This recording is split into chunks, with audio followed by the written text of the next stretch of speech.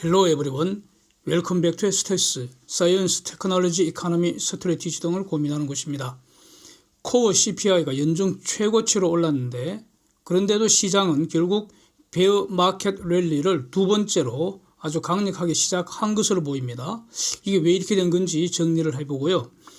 지금 그 10월달 풋 대전이 이제 끝났는데 개인들이 역사적 규모로 풋을 대량 순매수했고 그리고 마감날 어제 그 주가는 비교적 폭락했음에도 불구하고 결과적으로 개인들이 풋 매수해서 대규모 손실을 기록한 것으로 정리가 됩니다. 이거 결산해 보겠습니다.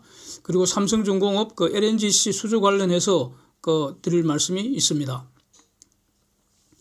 10월 시장 최대 화두가 CPI, 코어 CPI 요거였지 않습니까? 이 숫자 이제 어제 발표됐습니다. 9월 CPI는 8.2%로 8월의 8.3%보다는 적게 상승했는데 그러나 예상보다 높았고 6월이 이제 9.1%로 고점이었는데 3개월째 일단 피크 아웃은 되고 있지만 여전히 지금 높은 수준입니다. 장기 그래프 보시면 대략 한 1982년 이후로 지금 그 물가 수준은 최고 상승률입니다. 9월의 코어 CPI는 6.6%입니다. 이게 지금 연중 최고치 아닙니까? 8월에 6.3%보다도 상승이 더 가속됐다는 거고 이게 이제 피크치가 3월에 6.5%였는데 이걸 상회해 버렸습니다. 정점을 새로 형성했기 때문에 지금 매우 안 좋은 모습입니다. 이것을 반영해서 금융시장은 엄청 요동치는 모습이었죠. 우선 19일 후인 11월 2일 날 FOMC에서 기준금리 인상폭이 어떻게 되는가 75 올린다는 확률이 99.8%까지 상승을 했다가 지금은 이제 그게 95%로 내려오고요. 100bp 올린다 이 확률이 5%로 지금 올라갔습니다. 그래서 50bp 올릴 가능성은 이제 싹 사라졌네요. 그렇습니다. 그래서 지금 이제 그렇다면 기준금리 상단이 11월 2일 날 바로 4%로 이제 직행한다는 뜻입니다. 그렇다면 연말 기준금리는 원래 9월의 FOMC 점도표가 예상했던 게 4.5% 살짝 미치었잖아요. 그런데 현실은 4.5% 밑 이런 건 없기 때문에 4.25 아니면 4.5가 되는데 현재로서는 4.5% 될 가능성이 훨씬 높아진 것 같습니다. 이렇게 정리를 하겠습니다. 근데 이제 문제는 이런 상황에서 시장이 무슨 일이 일어났느냐, 시장의 반응이 무엇이냐, 이게 중요하지 않습니까? 이게 가장 중요합니다. 그래서 출발은 주식 폭락, 채권 폭락, 그러니까 채권 수익률 폭등, 그 다음에 달러 지수 급등 이렇게 시작을 했습니다. 그런데 바로 달러 지수가 하락을 해버렸고요. 그 다음 다우지수를 선봉으로 해서 주가가 폭등하기 시작했습니다. 하루 종일 폭등해버렸습니다. 채권값도 폭락했다가 상당 부분 회복해버렸습니다. 즉 채권 수익률은 폭등한 것 도로 다 반락해버렸다. 그래서 어떤 경우에는 수익률이 오히려 종가보다 하락하기도 했다는 겁니다. 그래서 10년 국채 수익률은 좁은 범위에서 이제 등락을 했습니다. 그래서 이런 시장 반응을 지금 잘 해석하는 것이 지금부터의 수익을 좌우할 것 같습니다. 여기서 이제 근본적인 질문을 한번 던져보겠습니다. 이제 11월 옵션 시장 다시 시작하지 않습니까? 이런 상황에서 도대체 왜 주식을 사십니까? 여러분들은? 왜 주식에 관심이 있습니까? 주식의 본질은 권력을 쪼개놓은 겁니다. 주식을 사는 것은 권력을 사 모으는 것입니다. 시장을 지배하는 자가 세상을 지배하는 것이고 시장은 이 주식을 통해서 지배하는 거 아닙니까? 그래서 권력을 총칼로 강탈하지를 말고 돈으로 시장에서 사라는 겁니다. 그러면은 평화롭게 서로 번영할 수 있다는 겁니다. 전투기, 미사일, 총칼 이런 것들은 야만인들이 시장에서 약탈하지 못하게 이 시장을 지킬 때 사용하라는 겁니다. 그래서 시장에서 쫓겨나면 춥고 배고프다는 겁니다. 그리고 사실 그렇잖아요. 시장은 언제나 풍성하잖아요. 시장에는 분명히 따뜻하고 먹을 게 넘칩니다. 그리고 시장에 올 때는 총칼 갖고 오면 안 되고 돈 갖고 와야 돼, 돈을 갖고 가라 뭐 이런 거 아닙니까? 그래서 지금 누가 시장에서 버림받고 있는가, 시장에서 퇴출당하고 있는가, 요걸 지금 이 순간에 한번 생각해 보시면은 참 재미가 있을 것 같습니다. 그리고 어저께 드린 그 말씀을 다시 한번 소환을 하면은, 제가 드린 말씀을 한번 소환을 해보면, 이 물러나는 것 같던 곰이 다시 돌아와서, 즉 베어 마켓에서 회복되는 것 같던 그 시장이 다시 폭락을 해서 나스닥 지수가 대략 한 마이너스 40% 근방이니까 와, 지금 군침이 돌잖아요.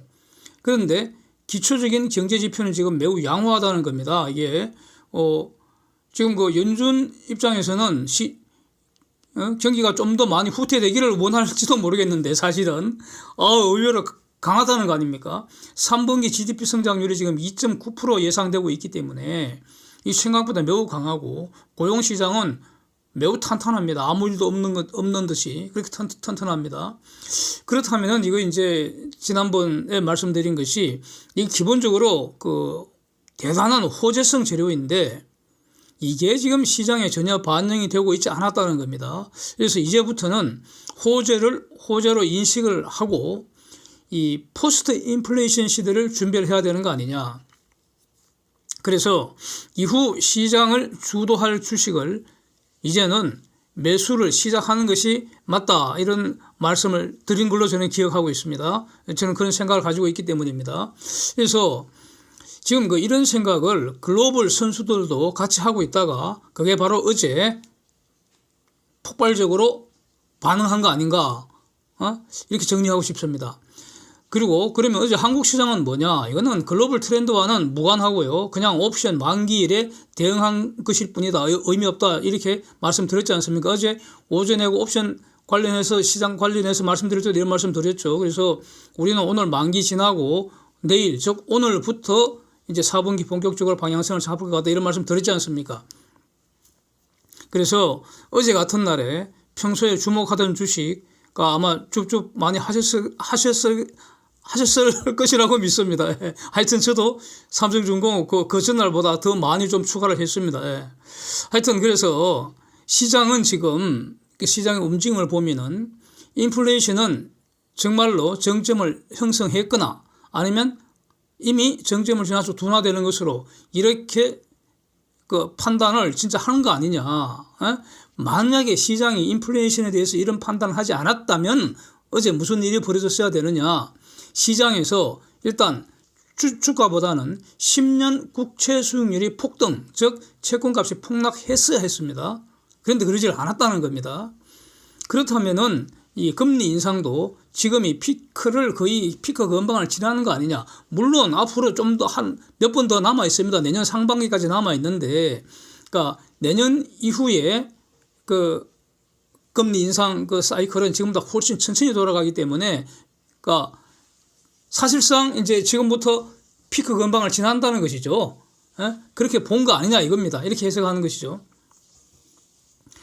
지금 그 기준금리 상단은 결국 뭐 금년에 많이 잡아도 이제 4.5 아니겠습니까? 4.5%. 그럼 내년까지 간다면은 5% 넘기기 힘들지 않겠느냐? 그러면 내년까지 금리 인상을 고려한다 하더라도 미국 기준금리 기준 4.5에서 5 사이, 이렇게 이게 지금 한국 기준금리로 비교하면은 어마어마한 이제 숫자가 되는데, 하여튼 그러니까 저 정도 선에서 일단 지금 이제 새로운 질서를 형성하는 거 아니냐, 이렇게 저렇게 세 판 짜는 거 아니냐 이겁니다. 저런 수준을 중심으로 세상은 다시 돌아가기 시작했다, 이렇게 봐야 되지 않겠습니까? 물가 상승률 감안하면은, 그러나 여전히 실질 금리는 매우 낮고요. 오히려 마이너스 금리에 가깝다는 겁니다. 그래서 그러나 분명한 거는 이제 명목 금리는 올라가 있기 때문에 이런 상황을 감당을 할 수 없는 기업이나 개인들은 구조조정 당하는 거 뭐 그건 어쩔 수가 없고요. 그게 바로 이제 어떻게 보면 시장의 순기능이라고 할 수 있습니다.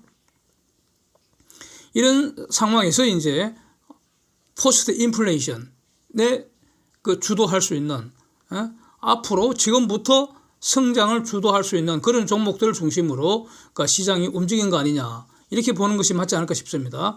그래서 요컨대 이제부터는 권력을 사기 시작해야 한다, 뭐 이런 뜻입니다. 그래서 여전히 저는 크리스마스 랠리를 기대를 하고 있습니다. 네. 그 다음에 또 인플레이션 관련해서 조금 더 추가를 한다면 결국 식품 가격, 에너지 가격이 포함된 게 CPI, PCE, PPI 이런 것이고요. 이런 거는 6월에 정점 형성하고 지금 하락하는 것으로 보이는데 그건 뭐냐 하면은 식품 가격은 그 전서부터 대략 한 3월부터 꺾이기 시작한 것으로 보이고요. 에너지 가격은 6월까지는 좀 많이 올랐죠. 그 이후에 이제 급락을 한 거 아닙니까, 지금. 요걸 반영해서 CPI, PCE, PPI 요 세 가지는 6월 정점 형성하고 현재까지는 계속 피크아웃 되는 중으로 보이고요. 그러면 코어 지수는 식품과 에너지가 포함이 안 된 거기 때문에 이게 일단 먼저 3월경에 정점을 찍었다는 겁니다. 그러나 그래서 이제 4개월까지 피크아웃 되다가 8월 이후에 코어 CPI가 다시 가속되는 모습입니다. 코어 PPI는 여전히 피크아웃 되고 있습니다. 그리고 PPI는 이 일종의 CPI나 PCE의 선행지표이기 때문에 이후에 다시 코어 CPI가 비록 9월 달이 연중 최고치로 됐지만 이게 가속될 가능성은 매우 낮다는 겁니다. 그렇고요. 그러면 이제 왜 이번에 코어 CPI가 저렇게 연중 최고점으로 올라갔는가? 그거는 이제 물가 상승이 소비시장 저분자로 확산된 것으로 이렇게 평가하면 큰 무리 없을 것 같습니다. 그런데 또 이제 재미있는 것은 인플레이션이 40년 만에 귀환한 것인데 가령 40년 전 같으면은 인플레 시대 강자가 뭡니까? 금값 올라가는 거 아닙니까? 그런데 이번 인플레에서는 금값이 오르기는커녕이고 말이죠. 내리고 있습니다. 표 한번 보십시오. 예, 금값 내리고 있습니다. 지금 1년 동안 기본적으로 하락하고 있습니다. 금값은. 이것도 매우 재미있지 않습니까? 예, 아주 흥미로운 현상인데 하여튼 지금 세상은 이렇게 변한 것 같습니다. 예. 그 다음에 에너지 가격 상승은 그동안 많이 내렸으니까 조금 오른 것으로 저는 보이고 되게 특별한 의미 없는 거 아니냐. 지금 유럽 TTF 가스 가격 이게 지금 에너지 가격 중에서는 가장 주목해야 될 분야 중에 하나인데 이거는 여전히 지금 하락 추세입니다. 보시는 것처럼 그렇습니다. 그 다음에 또 주목되는 게 간단하게 먼저 테슬라 같으면은 지금 나스닥 평균보다도 회복되는 게 더딥니다. 그러니까 신통치 않다는 뜻이고 나스닥 반도체 지수가 지금 나스닥 지수 상승을 리드했습니다. 그래서 이 반도체 지수 급등한 걸 주목을 해야 될 것 같습니다. 이것은 차이콤 리스크가 해결됐다는 건 전혀 아닙니다. 차이콤 리스크라는 것은 이제부터 시작인데 문제는 차이콤 리스크에 대한 평가가 어느 정도 마무리됐다. 이렇게 해석할 수 있을지 이제 주목을 해야 될 것 같습니다. 중공이 리셋이 되건 말건, 즉 중공이 있건 없건, 예? 더 단순하게 말씀드리면 중공 저 따위는 없어지더라도 반도체 산업은 여전히 핵심 주력 산업입니다. 이건 추워도 의심하지 않습니다. 예, 저는 기본적으로 그렇습니다. 그러나 그리고 또 장기적으로 이 반도체 산업이 지금보다 더 번성할 것은 분명합니다. 예? 분명합니다. 그래서 결국 차이콤 리스크라는 것은 털어버려야 할 비용이라는 겁니다. 그래서 차이콤 리스크, 중공 관련 지금까지 투자해 놓은 그런 것들은 전부 다 이제 비용으로 털어버리고 새로 시작하면 되는데 과연 지금이 그때냐? 요게 문제라는 겁니다. 저는 그렇습니다. 예, 그렇고 우량 반도체 기업들은 차이콤 리스크 관련 비용 다 털어버리고 새로 시작할 능력이 충분하다는 겁니다. 충분하고 넘친다는 겁니다. 근데 과연 지금이 그때냐? 요게 이제 주목이 되는 것이고 또 삼성전자하고 하이닉스에 대해서는 그 기사 있는 것처럼 지금 미국에서 1년 유예 통지 받았다는 거 아닙니까? 그래서 이걸 지금 국내에서는 상당한 호재로 인식을 하는 것 같은데 과연 이게 호재인지, 예? 만약에 호재라면은 예? 누구에게 호재입니까? 미국 정부에게는 분명히 호재입니다. 그러나 중공한테는 어마어마한 악재 아니겠습니까? 웬고하니 1년이라는 거는 쏜살같이 지나가는데 1년 후에는 삼성전자와 하이닉스도 이제는 확실하게 미국과 깐부가 돼서 이제 보조 맞춘다는 말 아닙니까 이거? 아니 그러니까 누구한테 호재입니까? 미국 정부한테 호재지. 예? 미국의 중공 어떤 그 말살 정책 앞으로 더 가속될 거라는 거 아닙니까 저게? 그래서 그러면 삼성전자하고 하이닉스는 어떠냐 이겁니다. 1년은 저게 유예라고 좋아할 게 아니라 일종의 탈출 기간 아니냐 이겁니다. 저거. 지금부터 새로운 장비 거기다 뭐 투입을 해서 투자를 그렇게 해서는 안 되고 장기적으로 큰 시각에서 탈중공 전략을 수립해야 하는 거 아니냐. 에? 이걸 지금 도대체 어떻게 할 것인지 여기에 대한 평가가 지금 각자가 먼저 입장 정리를 해야 되지 않을까 뭐 이렇습니다. 그래서 단순히 저걸 호재로 볼 건 아니지 않는가 싶습니다. 저는. 또 다른 문제로 어제 IMF에서 금년과 내년에 글로벌 경제 성장 그 전망치 수정한 거 요걸 이제 발표를 했습니다. 그 사진 보시면 되는데요. 근데 요 발표하고 하는 것은 일종의 정례 행사입니다. 이런 거 하고 이제 그 월급 받는 건데 연초에 전망한 거 시장 상황을 반영해서 7월 달에 한번 수정하고요. 그러니까 상반기에 한번 수정하고 하반기에 한번 수정하고 이렇게 한다는 겁니다. 연례 행사라는 겁니다. 10월에 이제 다시 수정한 건데 저는 그 IMF에서 저런 전망치 나오면 별로 신뢰를 하지 안 하거든요. 기본적으로. IMF건 뭐 세계은행이건 별로 신뢰 안 합니다. 기본적으로 이제 저 표에서 얻을 수 있는 정보가 뭐냐. 우선 딱 하나 있습니다. 21년은 분명히 대호황이었는데 22년 이후 내년까지 경기가 후퇴한다는 사실이 다시 확인됩니다. 요거는 가치가 있다고 생각합니다. 그러면 저 있는 어떤 그 구체적인 숫자를 신뢰 안 하는 이유는요. IMF가 글로벌 성장을 그러니까 주도적으로 전망할 능력은 매우 제한적이라고 저는 평가합니다. 그냥 각국이 주장하는 거 취합하는 수준이라고 봅니다. 그런데 이제 이걸 가지고 어제 그 장중이었죠 아마 SBS 비즈에서 토론하는 걸 제가 보게 됐는데 근데 그 토론이 말이죠. 제가 볼 때는 중공 관련해서는 중요한 사정 변경, 즉 중공에 대한 미국의 반도체 수출 통제 효과를 싹 빠뜨리고 지금 토론을 하시더라는 겁니다. 이거는 뭡니까 이거?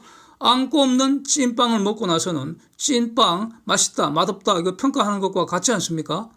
저 IMF 표는 미국의 새로운 중공 정책을 전혀 반영하지 않은 것이기 때문에 이거는 다음번에 분명히 수정될 것 같고요. 저는 개인적으로 중공의 내년 성장률 3% 밑으로 추락할 가능성을 지금 주목을 하고 있습니다. 그 다음에 러시아도 최근에 발티케 해저 그 가스파이프 폭발 사고 이거 전혀 고려하지 않은 것으로 보인다는 겁니다.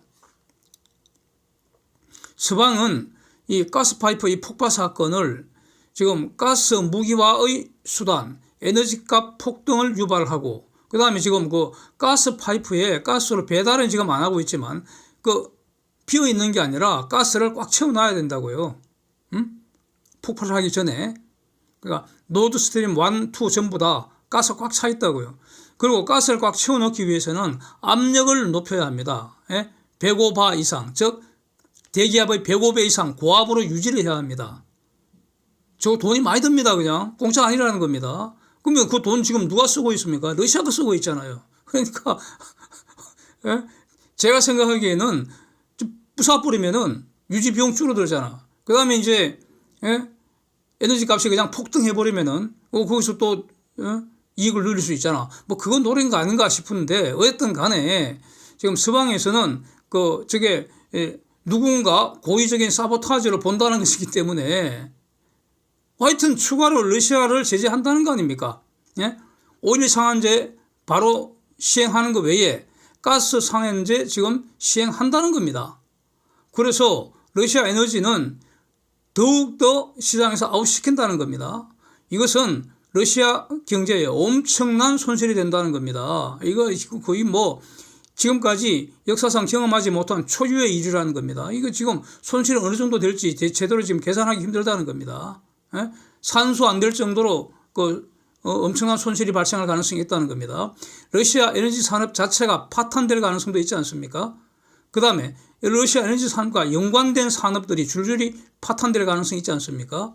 이로 인한 GDP 손실 도대체 얼마나 되겠습니까? 이게 지금 전혀 반영되지 않은 숫자로 보인다는 겁니다. 예. 그래서 러시아 관련, 중공 관련은 결국 내년 초 그 전망할 때 다시 반영돼서 수정될 것으로 저는 이렇게 보겠습니다.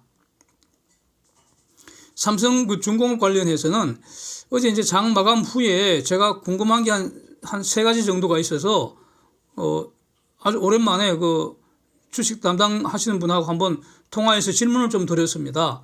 거기서 제가 들은 사실을 공유를 하겠습니다. 먼저 LNGC 두 척이 수주권 제가 얼마 전에 영상으로 올렸지 않습니까?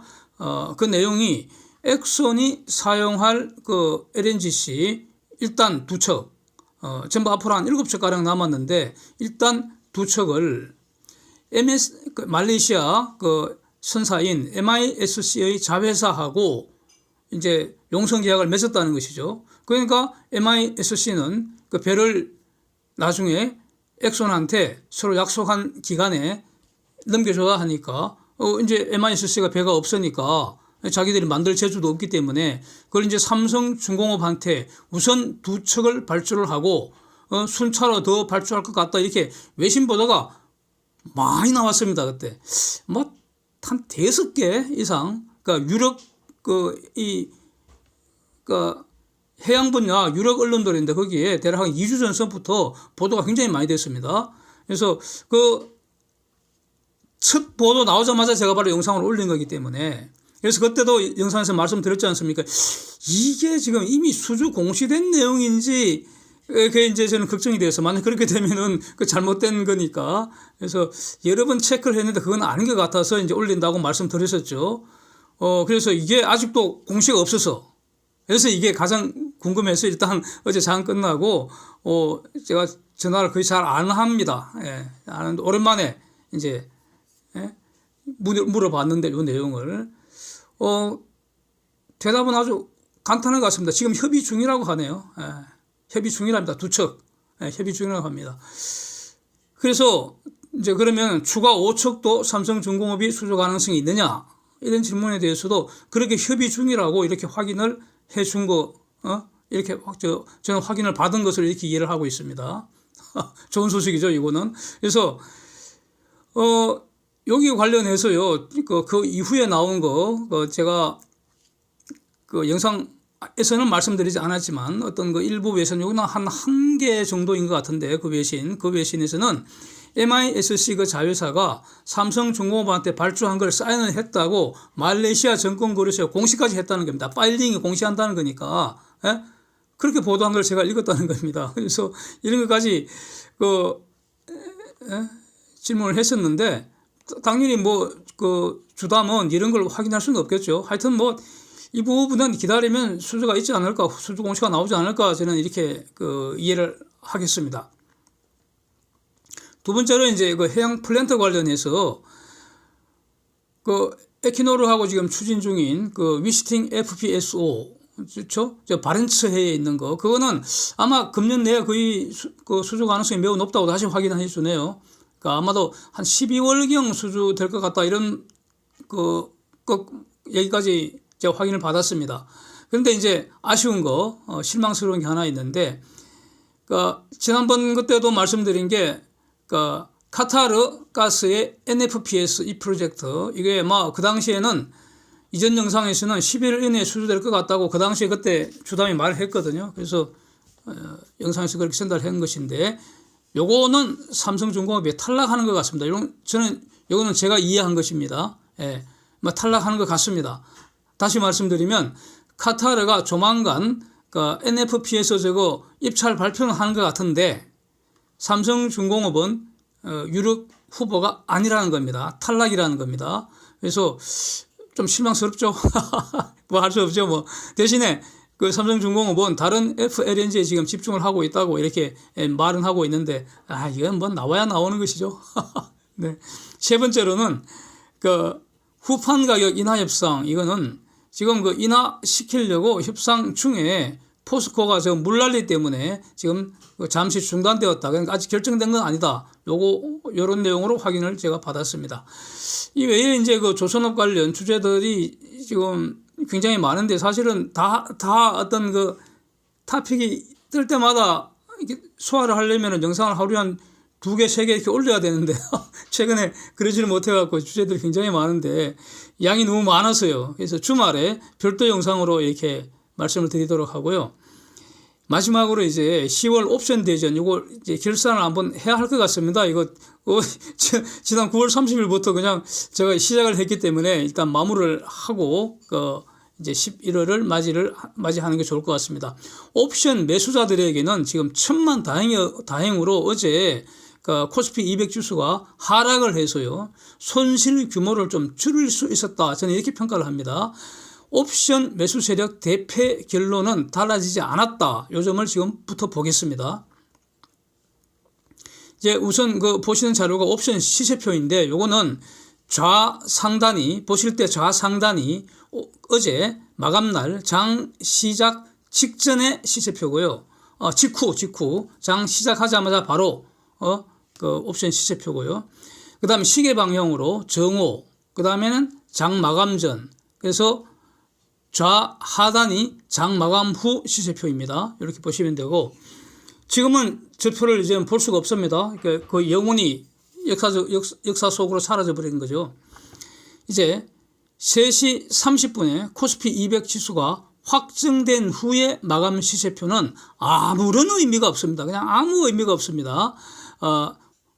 코스피 200 지수가 확정되고 나면은 각 옵션의 행사 가격과 마감 지수와의 차액으로 정산하는 것만 남아 있다는 겁니다. 그 다음 이제 컴퓨터로 자동으로 돼버리는 거죠. 그래서 요걸 전제로 이제 옵션 수익률 표를 보시면 저 9월 30일부터 계속 본 거 아닙니까? 그래서 마지막 종가 부분을 보십시오.